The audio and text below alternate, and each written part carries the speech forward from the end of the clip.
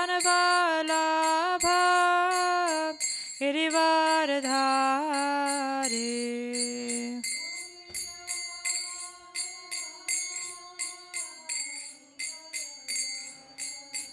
Yashodanandana Braja Janaranjana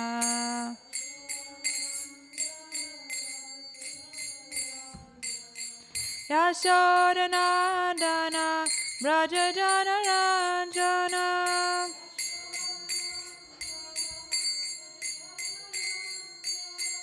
Yamunatira Vanachari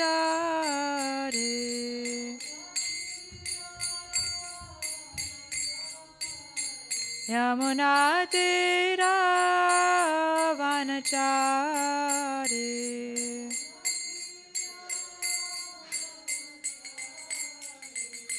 Jaya Radha Madhava Kunja Bihari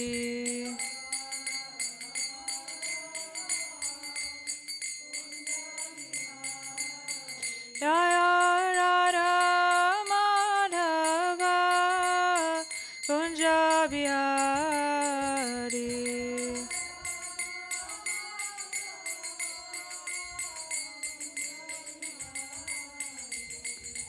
Hare Krishna, Hare Krishna, Krishna Krishna, Hare Hare, Hare Rama, Hare Rama, Rama Rama, Hare Hare.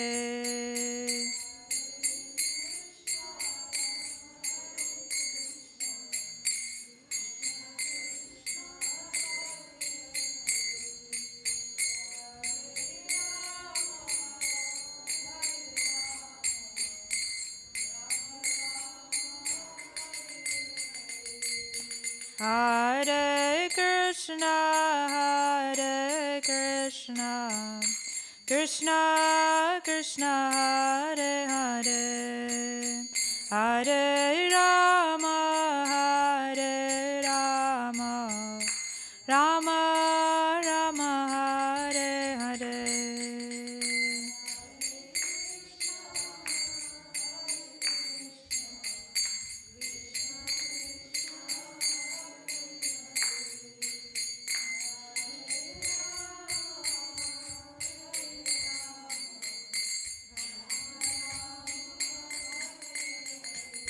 Hare Krishna, Hare Krishna, Krishna Krishna, Hare Hare, Hare Rama, Hare Rama, Rama Rama, Hare Hare.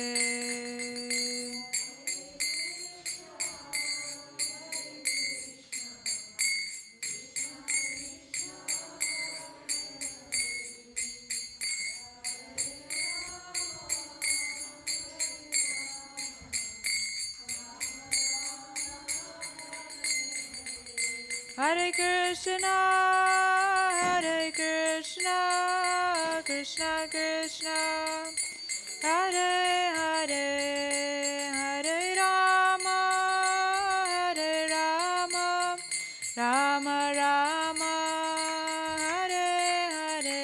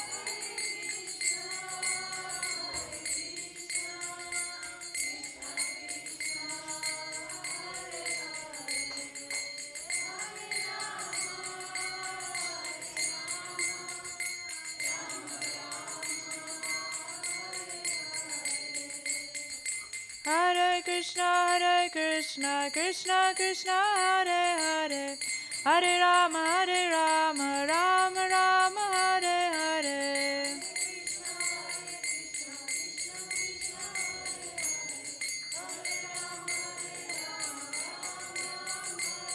Hare Krishna, Krishna Krishna, Hare Hare, Hare Rama, Rama Rama, Hare Hare.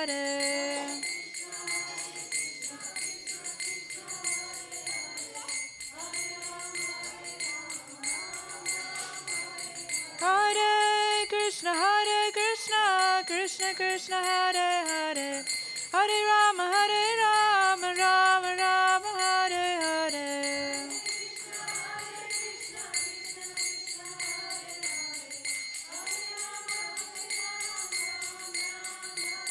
Hare Krishna, Krishna Krishna, Hare Hare, Hare Rama, Rama Rama, Hare Hare.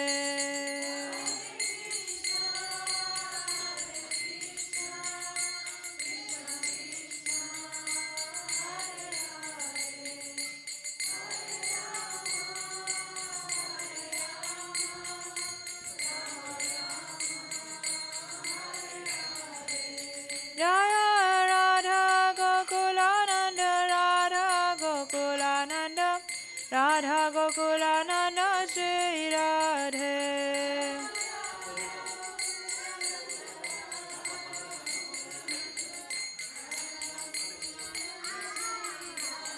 Jaya Sitaram Lakshman Hanuman, Jaya Sitaram Lakshman Hanuman.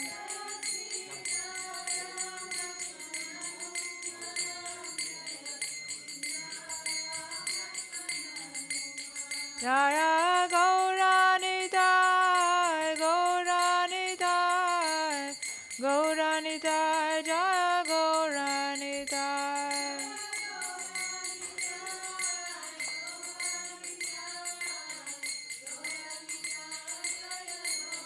Jaya Jaya Prabhupada, Prabhupada, Prabhupada, Jaya Jaya Prabhupada.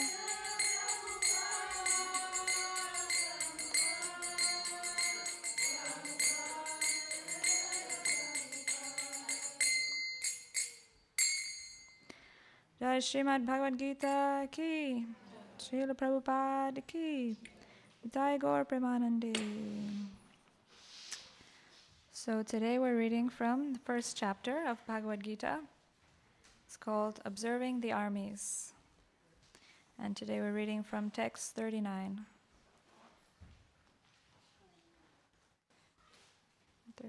37. The verse is up there on the board, so I'm going to read the verse and you can repeat after me line by line. Yadyapyete na pashyanti lobha pahata chetasaha kulakshaya kritang dosham mitradrohe cha patakam yadyapyete na pashyanti lobha pahata chetasaha kulakshaya kritang dosham mitradrohe cha patakam yadyapyete na pashyanti lobho pahata chetasaha kulakshaya kritang dosham mitradrohe cha patakam. Somebody like to chant?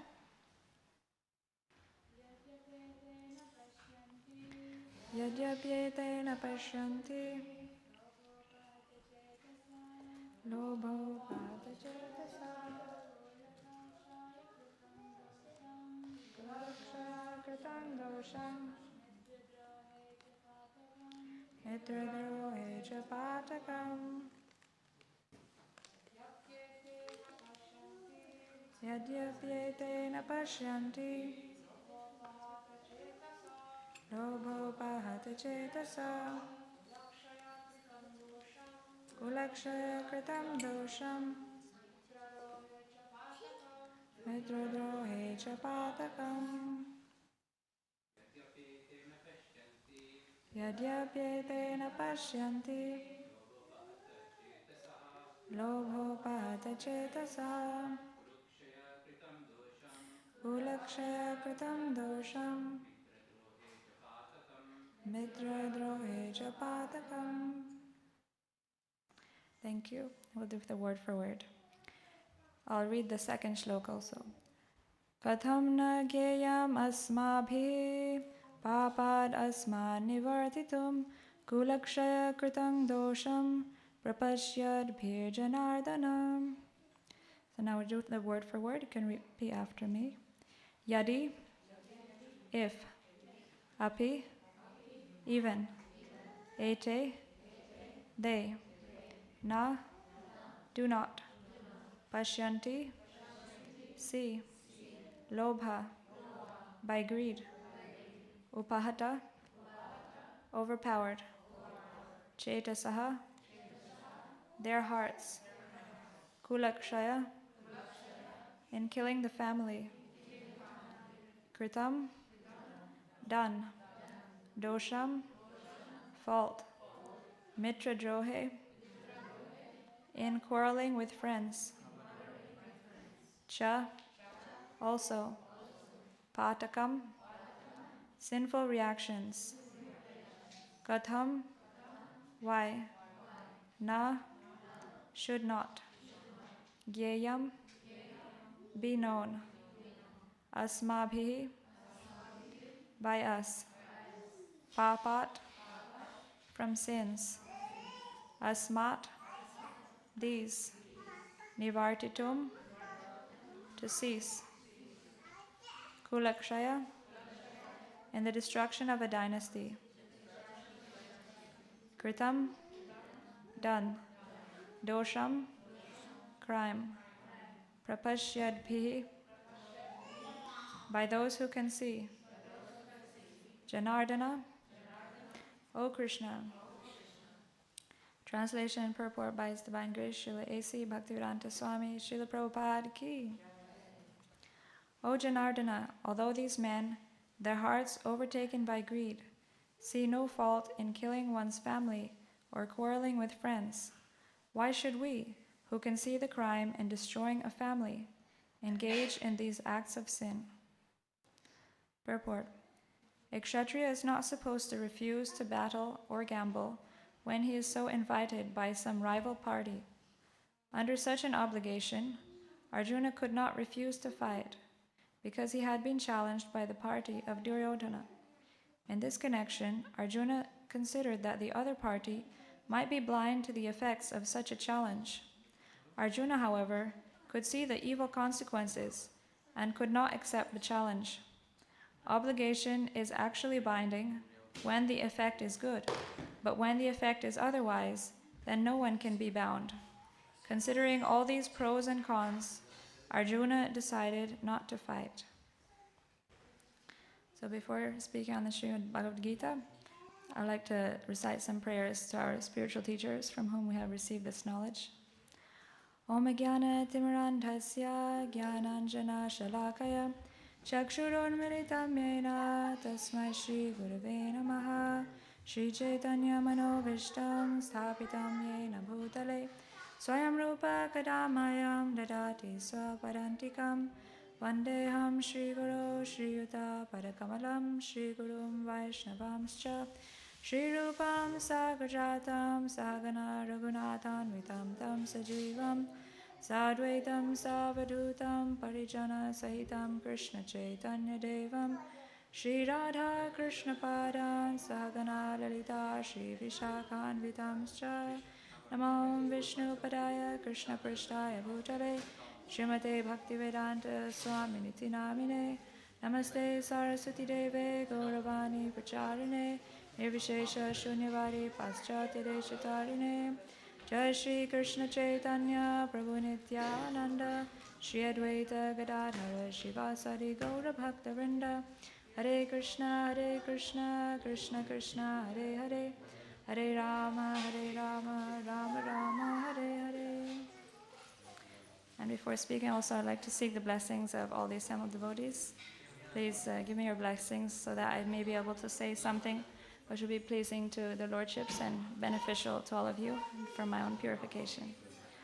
Vanchakalpadrubhyascha kripasindhubheva Vaditanam pavanebhyo Vaishnavebhyo namo namaha. So in this chapter, this is setting the scene for the Bhagavad Gita. Chapter 1, it's entitled Observing the Armies. So, it's Krishna and Arjuna. They come onto the battlefield, and Arjuna asks Krishna to place his chariot in the middle of the armies. And seeing all his different relatives, he becomes overwhelmed, thinking that he has to kill them, even though they're his dear relatives. And so he's thinking that he begins to get many doubts in his mind, thinking, why should I engage in this terrible war among my family members? So he starts to give many arguments to Krishna why he should not fight. And this verse that we're reading today is one of these arguments. I'll just read it again. O Janardana, although these men, their hearts overtaken by greed, see no fault in killing one's family or quarreling with friends, why should we, who can see the crime in destroying a family, engage in these acts of sin? So here Arjuna is saying that, this fight is just due to greed, to enjoy the kingdom. And so we know from Bhagavad Gita, in the 16th chapter, it talks about greed. It says, Trividham narakasidam, dvaram nashanam atmanaha, kama loba, kama krodha tatha lobas, tasmat etat trayam tyajat. That there are 3 gates leading to hell, and these are lust, anger, and greed. And these things lead to the degradation of the soul. Therefore, every sane man should give these up. So here, Krishna is saying that greed is if one follows the path of greed, then he's taken to hell. So here Arjuna has a good argument that we shouldn't act according to greed. If we, in the Nectar of Instruction also, Srila Rupa Goswami, he talks about greed. He says, Atyahara prayashascha prajalpo niyamagraha janasangascha lolyamcha sadbhir bhaktir vinashiti. So here he talks about 6 things which destroy our devotional service. And the first one is atyahara, or eating too much, or over-collecting funds. So these 2 both have to do with greed. That, greedy, eating more than necessary. In the Srimad Bhagavatam, it says that we should just aspire for what is necessary to keep our body and soul together. Because actually the human form of life is meant for self-realization, inquiry of the absolute truth. And nothing else should be the goal of our work. So the problem with greed is when we become greedy to have more than is necessary, then it means that we also have to work hard to fulfill all of our desires. And that means that all of our energy is taken up in working, all of our time is taken up in working, and then we have no time for spiritual life, which is actually our real business. So that's why greed is very dangerous, because it stops us from achieving the real purpose of this human form of life, which is mentioned in the first verse of the Vedanta Sutra, Tato Brahma Jigyasa, that we have to first understand who we are, and then we can understand what is our purpose in life, what is good for us. If we don't even know who we are, then how can we know what is the purpose of our life, what we're meant to do? So that's why, this is the first instruction. We should first know who we are, and then we can understand what the purpose of our life is. But yeah, if we're overtaken by greed, and we just spend all our time trying to fulfill our desires, then we have no time or energy left for a spiritual life. So in this way, greed is a problem in spiritual life, and we should try to give it up, as Krishna advises. Another point that is mentioned in the Upadeshamrita, this verse, Atyahara Prayas. Yeah, Prayas means over-endeavoring. So this also, it follows from greed. Then we over-endeavor for things which are very difficult to obtain. Prasascha prajalpaniyamagra janasangascha lolyam. Yeah, then it says lolyam, being greedy for mundane achievements. So in this verse, out of 6 things that are not favorable for our devotional service, 3 of them are basically greed. So we can see how greed is very detrimental for our spiritual practice. We should try to be satisfied with whatever Krishna gives to us, and just utilize as much time as we can for trying to engage in the service of Krishna, because that's the only thing which can actually make us happy. In the Bhagavad Gita, in the 6th chapter, Krishna talks about how lust is, it talks about lust. Lust is also a form of greed, because greed means desires for sense enjoyment, and lust also is desires for sense enjoyment. So these 2 things are similar, they're related. And there Krishna talks that lust is like a fire, which is never satisfied. No matter how much fuel you put into it, it's never satisfied. So, so actually we never get any satisfaction by trying to fulfill our desires. Instead, we only become more and more entangled in sinful activity. Because when we become overcome by greed, then we lose our intelligence, and we become mad, and we don't discriminate what is good for us, or what is right or what is wrong. We just want to fulfill our desires at any cost. And then this implicates us in sinful life, which we'll then have to suffer for.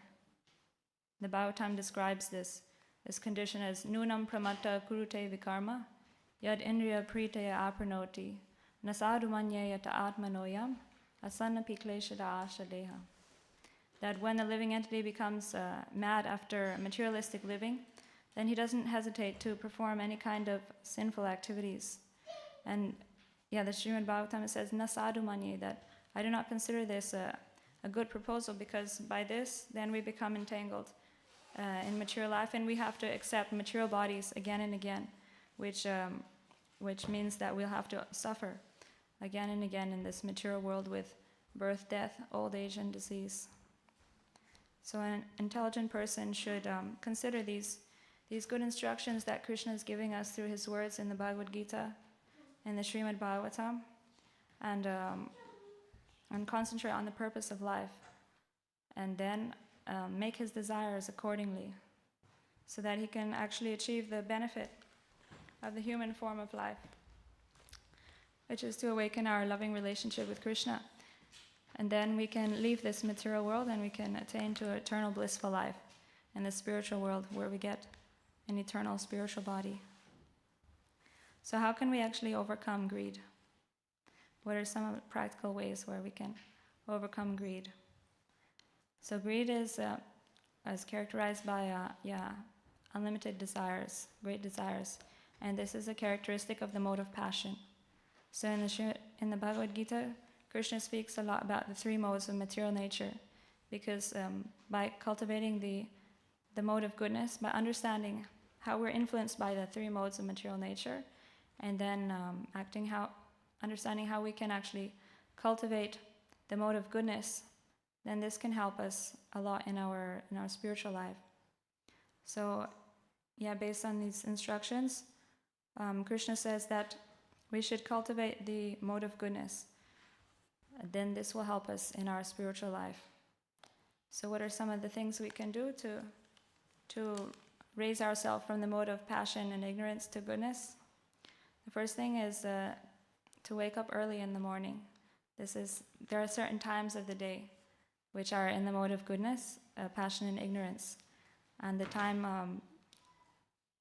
of the mode of goodness is the morning time, early morning, before sunrise. I think it starts from 2 a.m. to 10 a.m. like that. That's like the mode of goodness time. So this time, if we invest in this time in activities that are in the mode of goodness, then we cultivate the mode of goodness.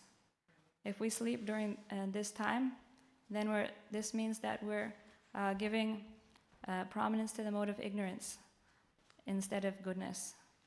So if we utilize this time for activities that are naturally in the mode of goodness, like chanting the holy names of the Lord, and reading about the activities of the Lord, reading His instructions from the Bhagavad Gita, like this, then we will place ourselves in the mode of goodness, and this practice, especially in the early morning hours, is very beneficial to make our consciousness peaceful for the rest of the day and make our mind spiritual, so that later during the day it will help us to maintain this mode of goodness even throughout the whole day. So this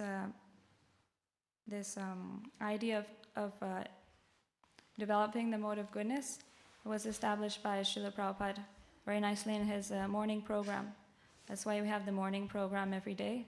Starting from 4:30 a.m. we have the Mangalarti here in the temple. So we wake up and we greet the Lords, and we sing the glories of the spiritual master. Then we chant, we do mantra meditation in the morning for 2 hours, and then we hear from the Srimad Bhagavatam. So all of this is Srila Prabhupada's gift to us, that we can all come together and help each other cultivate the mode of goodness and increase our attraction to Krishna. So then throughout the day we can also remember Krishna and not be affected so much by the mode of passion and different qualities of the mode of passion, like greed, lust, etc. So yeah, by following this, waking up early in the morning, this can help us a lot to overcome these qualities like greed. And then also there are different foods in the mode of goodness, passion and ignorance. So we should try to eat those foods which are in the mode of goodness, and choose those over the modes of food in the mode of passion and ignorance. In the Bhagavad Gita, 17th chapter, Krishna explains about foods and different modes of nature. And then, the best way to actually situate yourself in the mode of goodness is to take to devotional service.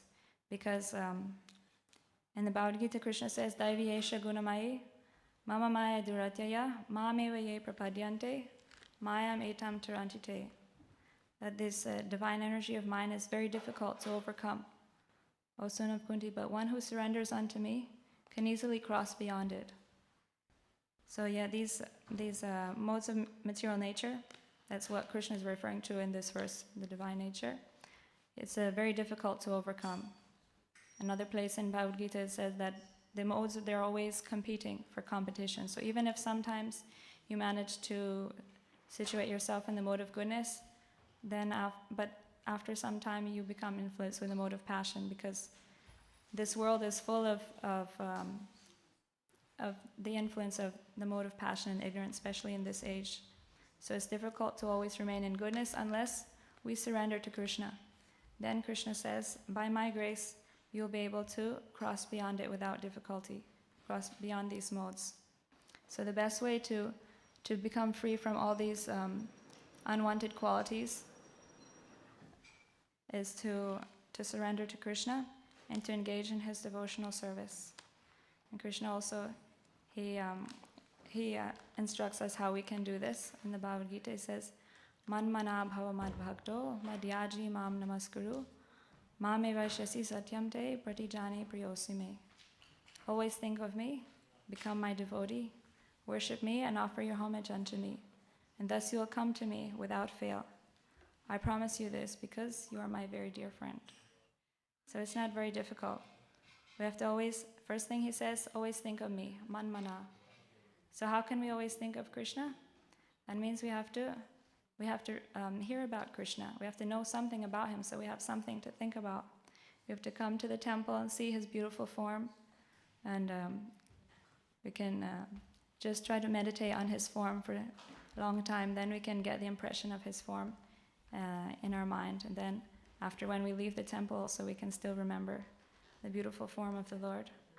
And by hearing about him, reading the Bhagavad Gita, reading about his instructions, reading about his pastimes, his activities and qualities from the Srimad Bhagavatam, then we also have something to meditate on. And by chanting his holy names also, this is a nice way to remember Krishna, because naturally when you chant the name Krishna, then you remember Krishna. So that's why Lord Chaitanya says, Kirtaniya Sadahari. He instructed us to always chant the holy name of Krishna, because then by always chanting, then we can always remember. So this is something very practical that we can do. There are no hard and fast rules for chanting the holy names of the Lord. Lord Chaitanya has given us this process of chanting for the age of Kali that is very simple. We just need to chant the holy names, and we attain all perfection. So, yeah, just even while we're walking, while we're cooking, while we're working, we can chant the holy names, even softly to ourselves. And then in our mind we can dedicate all our activities to Krishna. In this way we can try to remember Krishna. And then manmana bhavamad bhakto, become my devotee. So that means, and just dedicate ourselves to the service of the Lord. And the Nectar of Devotion, Srila Rupa Goswami, he describes that there are 5 most potent forms of devotional service. To always to hear about the Lord, to chant his holy names, to associate with him, that's 3. Then to reside in the holy Dham, and read the Bhagavatam, that was hearing. Bhagavatam, chanting, living in the holy place. Worshipping the deity. Associating with devotees, so these 5 items are mentioned as the most potent forms of devotional service. If we can practice this 5, then very quickly we'll advance in our devotion to Krishna. So the first was hearing. Hearing I mentioned, reading the Srimad Bhagavatam and Bhagavad Gita, then chanting the holy names, then associating with the devotees. Associating with devotees is very important also, because when we see how the devotees engage in devotional service, then we can see how to practice this philosophy practically in our lives. And we can also get enthusiasm by seeing how the devotees are happy. They're actually achieving the results of this practice by becoming happy and peaceful in their lives. So when we speak to the devotees, when we associate with them, then we can get enthusiasm and faith in this process. And also they can guide us on how to best apply this philosophy in our own life. So association is very important. Then worshipping the deity. This we do every morning just by coming and observing the arati, how the pujari is offering. That's also including everyone. Everyone who watches the arati is also worshipping the Lord. The pujari offers on behalf of all of us. And also every morning we offer flowers to Srila Prabhupada, the representative of Krishna, for all of us. And then residing in a holy place. So Srila Prabhupada is very merciful that he has created so many holy places all over the world that we can come to, because the holy place is that place where the Supreme Lord resides. So this is also a holy place here, Bhaktivedanta Manor. And any place where the Supreme Lord is residing and he's worshipped, that's a holy place. So we can even make our own home into a holy place by bringing Krishna there, inviting Krishna into our home. Even if it's just a picture of Krishna, we can keep him there on the altar and worship him with whatever capacity we have. Krishna says in the Bhagavad Gita, Patram Pushpam Phalam Toyam Yome bhaktya prayachati, tadaham bhakti upahritam ashnami prayatatmanaha. That whoever offers me with love and devotion a leaf, a flower, fruit, or water, I will accept it. So Krishna is very merciful. He doesn't demand any elaborate standards. You may think that I can't offer such worship like they do here in the temple, but that's not required of everyone. What Krishna is asking for is our love. That's the most important. And then whatever is in our means to offer, then we can offer that to Krishna with love. And when he sees our love and devotion, then he's satisfied with us. So in this way we can worship Krishna and also make our own home into a holy place, which is conducive for a spiritual life. So these are the potent process of devotional service. Pavamad Bhakto, Madhyaji, worship me, that I explained also, and then Mam Namaskuru, just offer your obeisances to me. So Srila Prabhupada says that even if you can't do any of those things, you just come to the temple and offer your obeisances. It's very easy. So you see the process of devotional service. Krishna is so kind that he makes a process that is very easy. Anybody can take to it and they can get the highest benefit. So so in this way we can be free from all these troublesome qualities, like greed that's mentioned in this verse. There's also a nice verse from the Srimad Bhagavatam. It says, Nashta prayeshu abhadreshu nityam bhagavata sevaya bhagavatir utamashloke bhaktir bhavatir nashtaki. That by regularly attending classes on the Srimad Bhagavatam and by rendering service to the pure devotees, everything that is troublesome in our heart is completely removed, and loving devotional service to the Supreme Lord is established as an irrevocable fact in our heart. So by attending classes just like this, and in the morning we also have the Bhagavatam class, all these troublesome qualities, like greed, they can be removed from our heart. And naturally, our love for Krishna will develop. And when we have love for Krishna, then naturally we'll always remember him, because somebody who you love, then it's easy to remember him. You always think of him. So there was another important point here that Srila Prabhupada mentions in the purport. It says that Arjuna considered that the other party might be blind to the effects of such a challenge. Arjuna, however, could see the evil consequences and could not accept the challenge. Obligation is actually binding when the effect is good, but when the effect is otherwise, then no one can be bound. So, here Srila Prabhupada's making a nice point that obligation is actually binding when the effect is good, but when the effect is otherwise, no one can be bound. So, this is an important point to understand, because society places on us many obligations, like we have different debts to our parents, to our teachers, and to different people. But if in fulfilling these debts, then we spend all our time and we don't have time for spiritual life, then the outcome is not good. So what to do then? What to do about these things? These debts, these obligations that we have?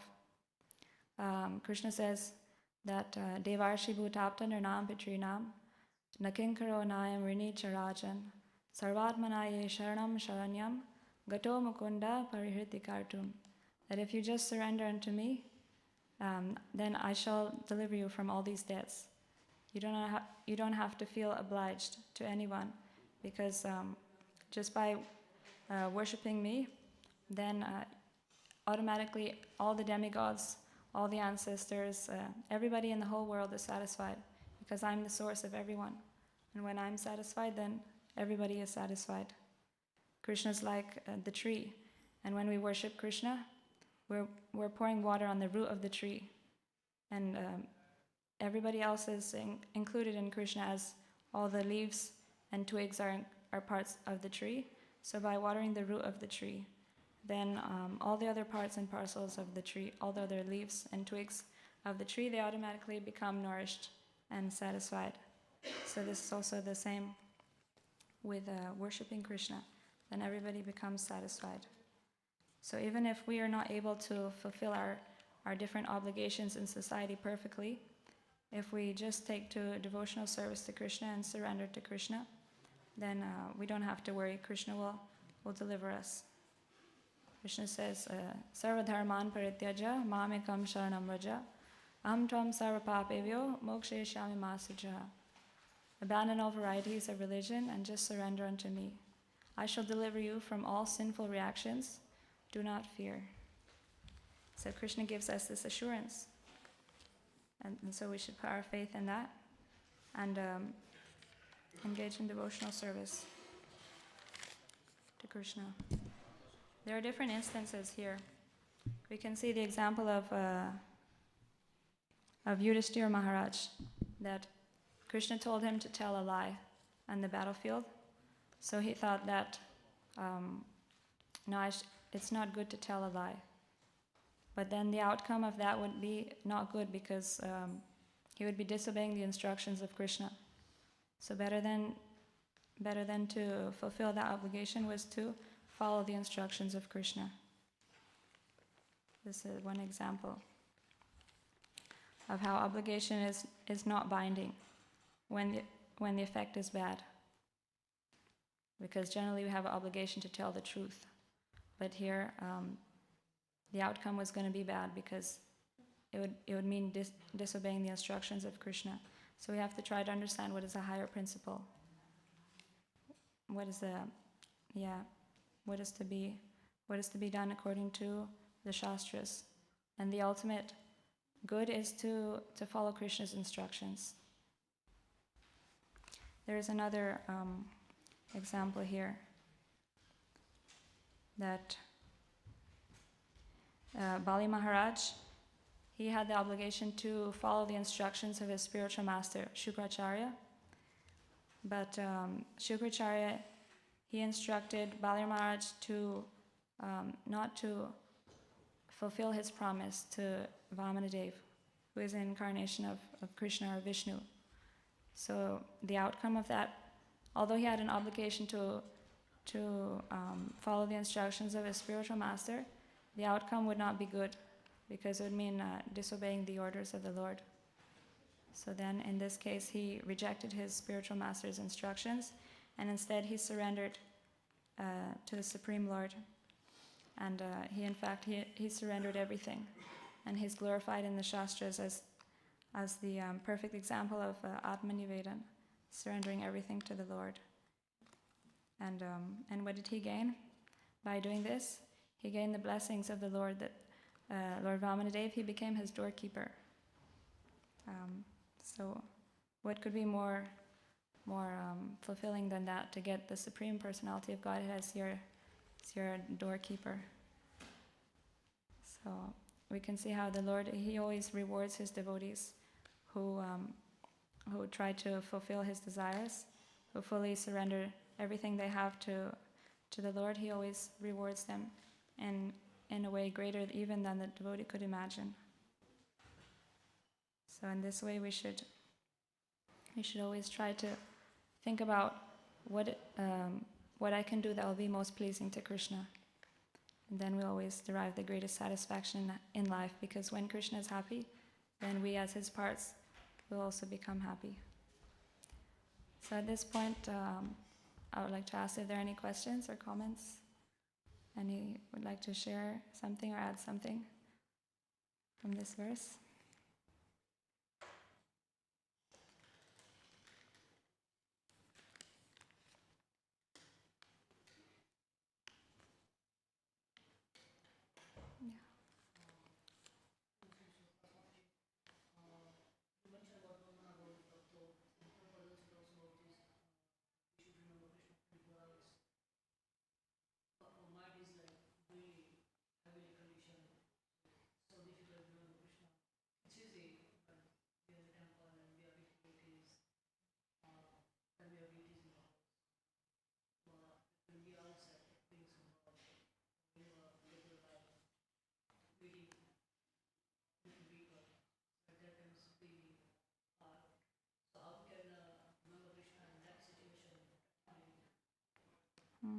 Thank you for your nice question. So, yeah, there are many different ways to remember Krishna. In the Bhagavad Gita, Krishna describes his opulences to Arjuna.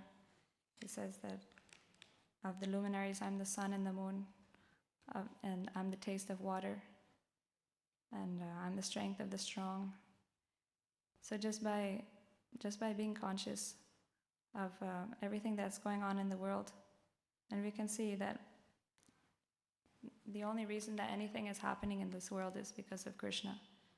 When we see the sun, we can think of Krishna. When we drink water, we can think of Krishna. When we see that somebody is doing something intelligent, we can think that, oh, this intelligence is given by Krishna.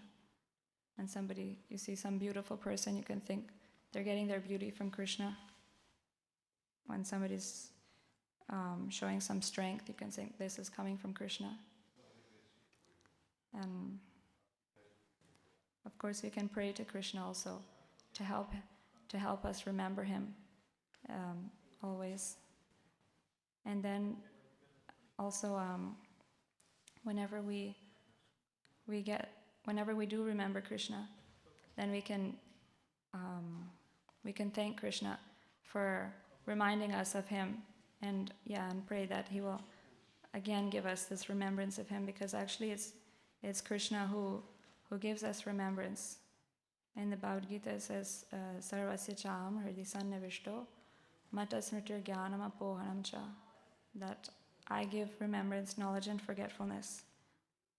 So if we sincerely pray to Krishna and do whatever we can to please Krishna to the best of our ability, then when Krishna is pleased with us, then he will manifest himself within our mind so that we can always remember him. There's recently I heard a nice class about how to improve our japa, and it was by Vajrihari Prabhu. He was here a few weeks ago, and he was saying that he was talking about the chanting, that it's difficult to control our mind when we chant, but he's saying that just as soon as you realize that your mind is going, then you bring it back. So the problem is not that for, say, 12 rounds you spaced out. The problem is when you realize that you spaced out and you don't bring your mind back. So that means as soon as you catch your mind, you should bring it back. And by this practice, then gradually you'll become more and more conscious of where your mind is going, and then you'll be able to bring it back more and more often to the holy name, to Krishna. So this was one advice he gave us.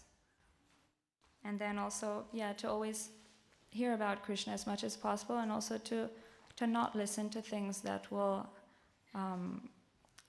take our mind in a place that is not Krishna conscious. Because sometimes, like say of the movies that they produce nowadays, they're produced in such a way to capture our mind. And then if we watch a movie, then our mind will be always going back to that movie again and again, because they're made in such a way to capture our mind. So we should avoid things that will take our mind away from Krishna.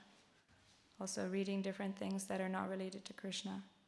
So if we always fill our mind as much as we can just with Krishna conscious things, then naturally our mind will have nothing else to go to than to Krishna.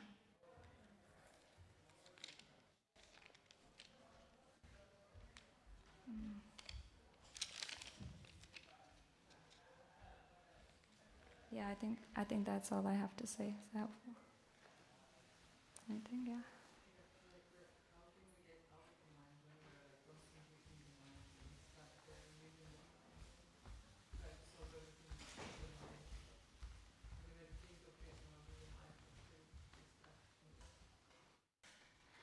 I think I didn't understand your question.